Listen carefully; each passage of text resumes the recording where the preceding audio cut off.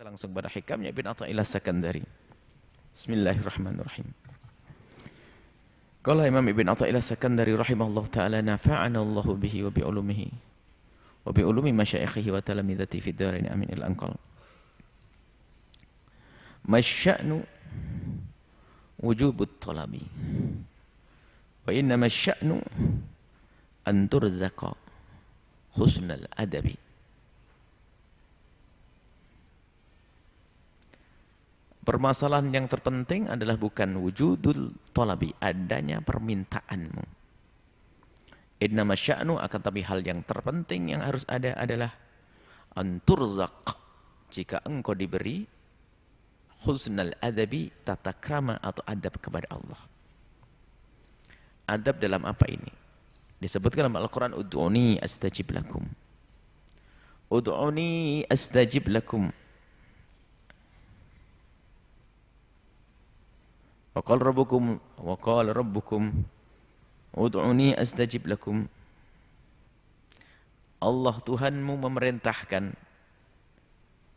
dan berfirman, ud'uni, memohonlah kepadaku, astajib lakum, niscaya aku akan kabulkan untukmu. Nah, dalam kesehari-harian kita ada hajat dan kita berdoa memohon kepada Allah. Dan seorang hamba yang pangkatnya tinggi adalah di saat dia benar-benar menyadari kehambaannya. Semakin seorang hamba menyadari dirinya seorang hamba, semakin tinggi pangkatnya di hadapan Allah. Nah, tanda penghambaan sejati seorang hamba adalah ditandai dengan merasa punya hajat terus kepada Allah yang tidak terputus.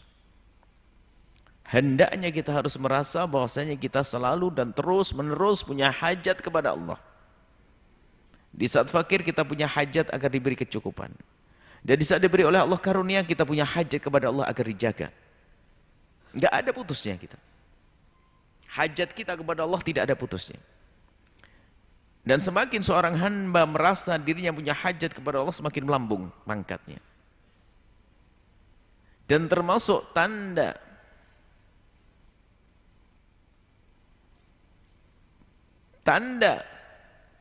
kesungguhan seorang hamba di dalam menyadari dirinya adalah seorang hamba adalah panjatan doa. Karena panjatan doa itu maknanya adalah dia merasa punya hajat kepada Allah. Dia punya hajat dan dia menyadari bahwasanya tidak ada yang bisa memenuhi hajatnya kecuali Allah, maka dia menengadahkan tangan dan mohon kepada Allah, ya Allah berikan, ya Allah berikan. Ini doa. Maka doa ini hendaknya disadari oleh seorang hamba sebagai bentuk penghambaan. Maka itulah doanya orang beradab.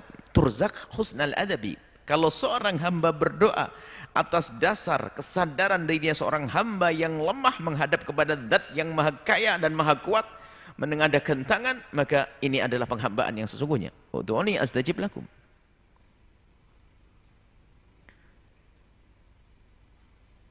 Dan adab selanjutnya adalah di saat yang kedua.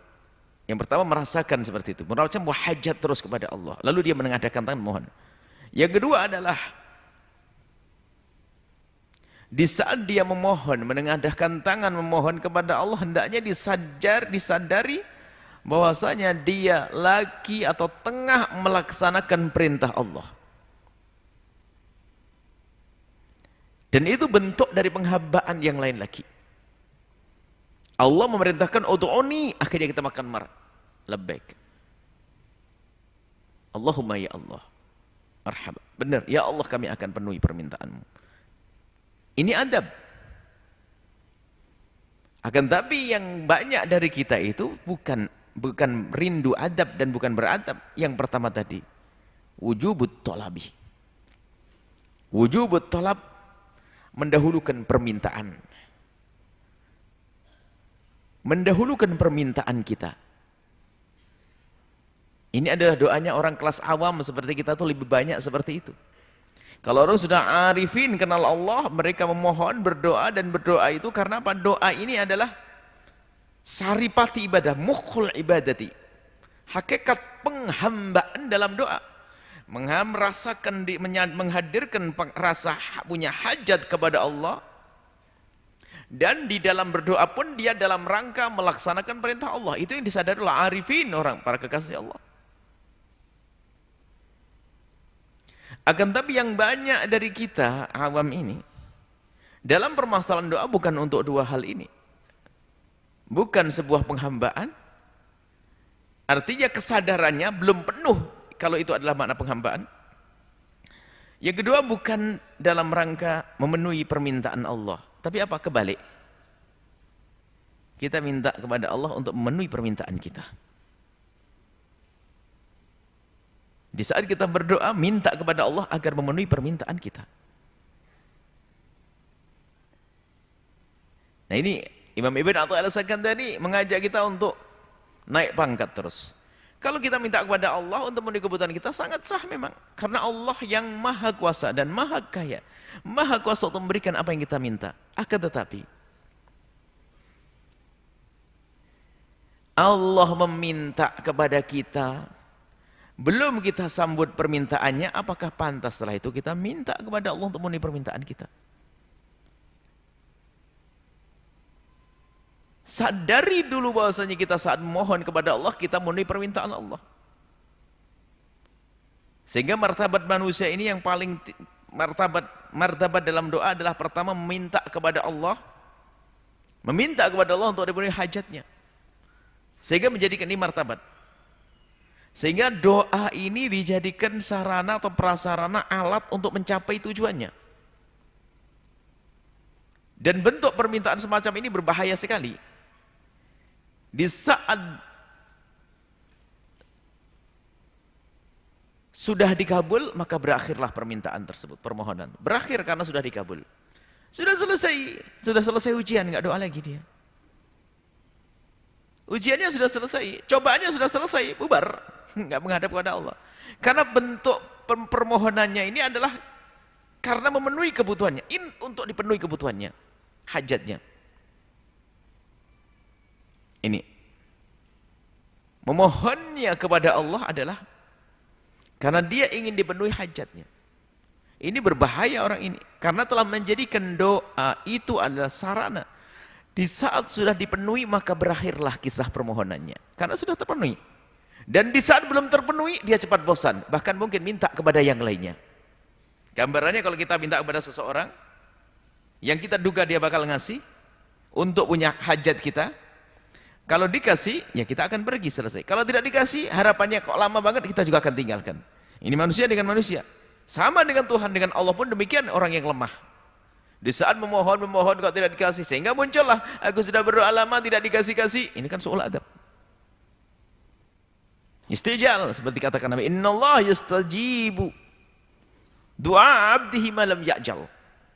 Allah akan senantiasa mengkabul doa hambanya selagi dia tidak terburu-buru.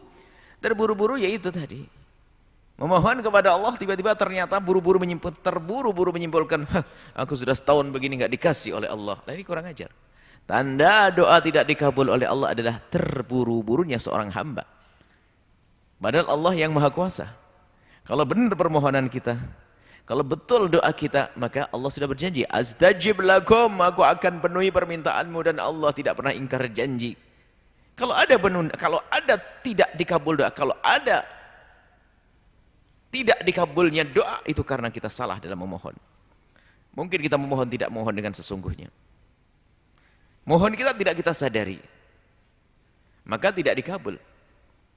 Kalau memang kita sudah mohon dengan benar, pasti Allah berjanji. Allah yang menjanjikan, astajib lakum.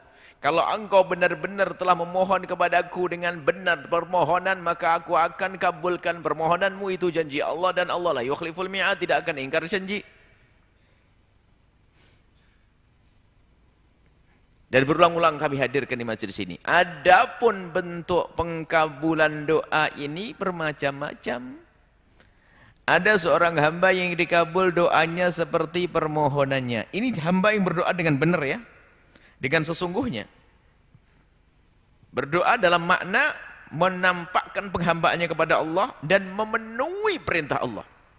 Yang berdoa dengan cara seperti itu dan memenuhi syarat-syarat doa seperti makanannya halal, minumannya halal, bajunya halal, dan seterusnya. Maka astajib lakum, niscaya Allah akan mengkabulnya. Tidak akan tidak, karena sudah memenuhi syarat. Allah sendiri yang berjanji. Adapun bentuk pengabulan inilah yang harus kita fahami agar kita tidak prasangka kepada Zat yang Maha Agung dan Maha Kuasa. Bentuk pengabulan ini yang berbeda-beda. Ada yang Allah kabul permintaan seorang hamba sesuai dengan permintaannya, dan alangkah banyaknya hamba yang dikabul doanya oleh Allah saat itu juga.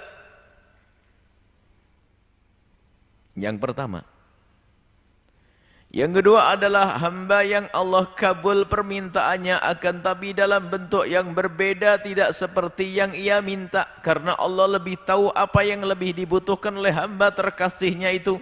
Cuman karena kelemahan seorang hamba yang diminta itu padahal ada hal lain yang lebih penting tidak diminta, Allah akan beri yang tidak diminta tapi itu lebih penting.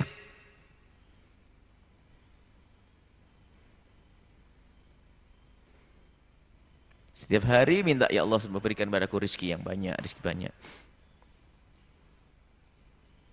Tapi tidak diberi oleh Allah. Cuman dia waktu berdoa itu tulus, khusyuk, benar-benar karena Allah. Tapi tetap tidak dikasih harta. Tapi oleh Allah dikasih yang lainnya. Cuman kita tidak menyadari kadang dikasih apa? Kesehatan anaknya, kesehatan, dan yang lainnya. Kebahagiaan, keterangan batin, dan sebagainya. Yang ketiga adalah seorang hamba diberi oleh Allah, pengkabulannya adalah nanti. Di saat di akhirat. Dan itu yang paling dahsyat, paling agung. Maka jangan ragu memohon kepada Allah Subhanahu wa ta'ala. Jangan ragu memohon kepada Allah, karena itu adalah bentuk atau tanda penghambaan kita kepada Allah Subhanahu wa ta'ala. Nah, sekarang yang paling penting adalah kita beradab di dalam berdoa. Sehingga orang yang terburu-buru itu dianggap kurang ajar kepada Allah.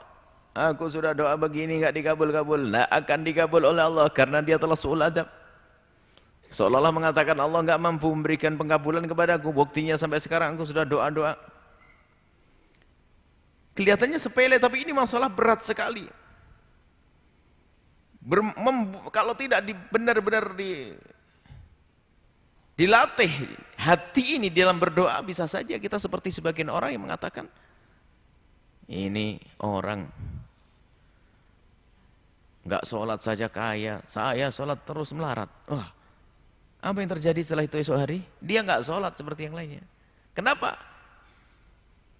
Karena menurut dia sholat yang enggak sholat saja kaya. Kenapa saya sholat tetap enggak kaya? Nah, ini menunjukkan bahasanya dia melakukan sholat bukan dalam bentuk penghambaan, karena dia ingin dipenuhi permintaannya. Ada satu amalan yang selama ini berlaku di kalangan kita, yaitu tawassul dengan amal soleh. Itu termasuk bagian adab. Tawassul dengan amal soleh termasuk bagian adab. Biarpun martabatnya bukan martabat yang tinggi tadi. Misalnya diajarkan Nabi kisah 3 orang yang terperangkap, tersekap di dalam sebuah gua, dan mereka tidak bisa keluar. Akhirnya mereka masing-masing bertawassul dengan amal solehnya. Nah, berbuat baik kepada Allah, setelah itu meminta kepada Allah. Ini masih punya adab, akan tapi masih kurang. Setelah dia meminta, baru dia minta. Yang paling tinggi tingkat adabnya adalah dia memohon kepada Allah bukan karena kepentingan pribadinya, kepentingan, akan tapi dia memohon kepada Allah karena ini adalah perintah Allah Subhanahu wa ta'ala. Dan aku akan terus berdoa setiap saat. Karena apa perintah Allah? Ud'uni astajib lakum. Aku akan memenuhi permintaan Allah, yaitu untuk aku berdoa. Ini pangkat tinggi keimanan seseorang. Kalau ada orang semacam ini nggak akan pernah kecewa dengan Allah, nggak pernah prasangka buruk kepada Allah. Karena kan termasuk musibah besar bagi seorang hamba adalah kalau sudah berprasangka kepada Tuhannya. Oh, ini bahaya banget, prasangka buruk kepada Allah. Ingat. Nah ini, maka kita memang betul-betul perlu adab. Dan adab ini Azab yang sesungguhnya itu akan semakin tampak di saat doa itu secara zahir tidak terkabul, atau di saat tiba-tiba doa itu terkabul.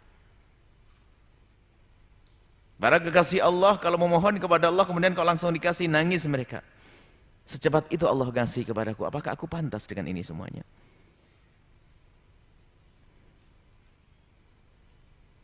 Ya, seperti itu. Kemudian dia tidak berkurang, bukan karena sudah dikasih dalam selesai, enggak, malah semakin kencang dalam beribadah. Karena dia merasa karunia yang Allah berikan kepadanya ini menjadikan dia harus semakin dekat kepada Allah. Dia minta dikasih oleh Allah, minta dikasih oleh Allah. Sehingga dia semakin dekat karena semakin kenal kepada Allah yang memberi apa yang dia minta. Maka semakin dia memenuhi permintaan Allah, permohonannya semakin kuat dan tidak pernah putus. Makanya tandanya di dalam memohon itu kalau tulus adalah di saat diberi tidak pernah berputus dalam doa.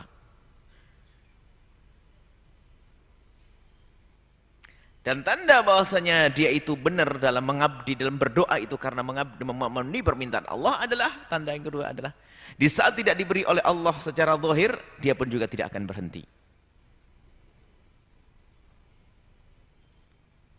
Tinggal kita melihat tanda di diri kita. Kalau kita di dalam memohon itu kok suka bosan, menunjukkan permohonan kita bukan dalam bentuk pengabdian yang sesungguhnya. Akan tapi kita ingin hanya dipenuhi oleh Allah. Kita hanya menginginkan permintaan kita dipenuhi oleh Allah. Bukan dalam bentuk pengabdian kita kepada Allah yang sesungguhnya. Ingat, yang dalam berdoa kok sering putus, sering berhenti, maka ketahuilah, itu menunjukkan pertanda bahasanya di dalam memohon dia bukan karena memenuhi permintaan Allah, akan tapi karena dia ingin memenuhi permintaan dirinya sendiri. Ini bahaya sekali. Makanya masya'nu bukanlah permasalahannya itu adalah wujudut talab, adanya permintaan darimu, bukan. Akan tapi yang terpenting adalah bagaimana engkau diberi oleh Allah adab, tata krama, kesadaran bahwa engkau seorang hamba yang harusnya banyak mengabdu kepada Allah, mohon kepada Allah, dan meyakini bahwa yang dilakukan ini adalah bentuk pengabdian. Maka pangkat yang tinggi dan paling tinggi adalah di dalam memohon itu pun ternyata dengan adab. Permohonannya pun dengan adab. Minta apa ya Allah, berikan kepadaku kemampuan di dalam melaksanakan permintaanmu itu ya Allah.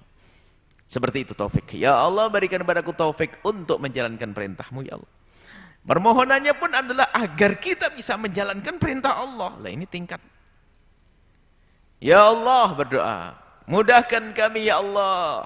Ini kan bentuk pengabdian di dalam sholat kita pun ada. Iyyaka na'budu wa iyyaka nasta'in. Kita meminta kepada Allah, tapi minta ngapain sih? Bukan minta duit, minta pangkat, minta tahta, bukan. Tapi minta kepada Allah. Allahumma a'inni ala dzikrik wa syukrik wa husni ibadatik wa husni ibadatik. Setelah sholat doa salat diajarkan Nabi, qul tubarakal salatin. Minta kepada Allah agar kita diberi oleh Allah kemudahan di dalam kita menghambakan diri kepada Allah Subhanahu wa taala. Karena tidak ada seorang hamba yang bisa meletakkan jidatnya ke tempat sujud kecuali karena ini taufik Rabbani. Taufik dari Allah Subhanahu wa taala. Tidak ada seorang hamba yang bisa mendermakan hartanya kecuali adalah karunia dan taufik dari Allah. Makanya ya Mu'ad, inni uhibbuk. Nasihat Nabi Allah Sayyidina Mu'ad dengan muqaddimah kalimat yang sangat indah. Ya Mu'ad, inni uhibbuk. Diulang, ya Mu'ad, inni uhibbuk. Ya Mu'ad, inni uhibbuk. Allah. Rasanya gimana Sayyidina Mu'ad di saat Nabi ngomong begitu? Nabi yang bersabda, ya Mu'ad, ana uhibbuk. Allah.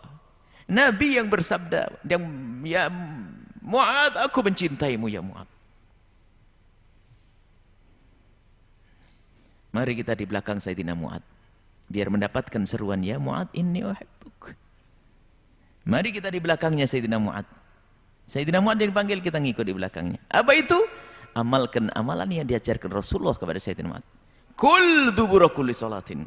Katakan hai Mu'ad, setiap habis salat, Allahumma a'inni ala dzikrik wa syukrik wa husni ibadatik. Kedua makna. Ngikuti Sayyidina Mu'ad. Yang kedua, fahami makna Allahumma a'inni ala dzikrik wa syukrik wa husni ibadatik. Makna yang kita bahas saat ini, Allahumma a'inni ala dzikrik. Orang tidak bisa berzikir kecuali karunia dari Allah. Biarpun punya lesan bisa berbicara panjang lebar, ngomong sana sini, belum tentu dia bisa menyebut nama Allah.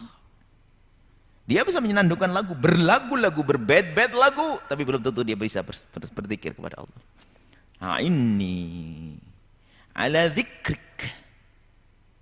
Kemudian doa husni ibadatik, syukrik, mensyukuri karunia. Banyak karunia Allah berikan kepada kita. Cuman kadang kita tidak bisa mensyukuri. Kita minta bantuan dari Allah. Ya Allah, mudahkan kami untuk mensyukuri nikmat-Mu. Buahnya apa daripada syukur yang sesungguhnya? La azidannakum, Allah akan tambah. Wa ala husni ibadatik. Dan bantulah kami ya Allah di dalam mengabdi kepadamu dengan benar beribadah. Lihat, ini adalah pangkat tinggi. Di saat Nabi memberi kepada Sayyidina Mu'adz pun dengan kalimat indah, inni uhibbuk. Pertanda bahasanya amalan ini secara lafaz makna faedah sangat luar biasa. Sehingga ada pesan dari Nabi yang dibarengi dengan sumpah atau peringatan, maka atau bentuk makna mahabbah semacam ini. Maka ini adalah menunjukkan bahwa sesuatu itu adalah penting sekali. Dan makna yang disebutkan dalam hadis Mu'adz kita Sayyidina Mu'adz adalah makna penghambaan yang sesungguhnya kepada Allah Subhanahu wa taala. Mari kita semua koreksi diri kita. Di dalam memohon kita ini jangan sampai memohon hanya di saat karena kita ingin dipenuhi hajat kita. Akan tapi mohonlah kepada Allah karena kita diminta oleh Allah. Baik dalam keadaan kita sudah cukup atau belum dicukupi, tetap berdoa. Belum dicukupi, berdoa karena kita yakin bahasanya panjatan doa yang sesungguhnya, yang tulus dari dalam kalbu kita, maka ketahuilah itu akan menjadi, Allah akan memberikan dari itu semuanya pengkabulan doa. Apakah diberikan oleh Allah saat itu juga, atau ditunda waktunya, atau dalam bentuk yang berbeda, atau nanti akan Allah berikan nanti di akhirat. Intinya adalah sya'nu, permasalahan yang sesungguhnya yang agung adalah anturzaqo, kalau engkau diberi oleh Allah husnal adabi, tata krama yang benar di dalam engkau memohon kepada Allah, di dalam engkau mengabdikan diri kepada Allah Subhanahu wa taala. Wallahu a'lam bissawab.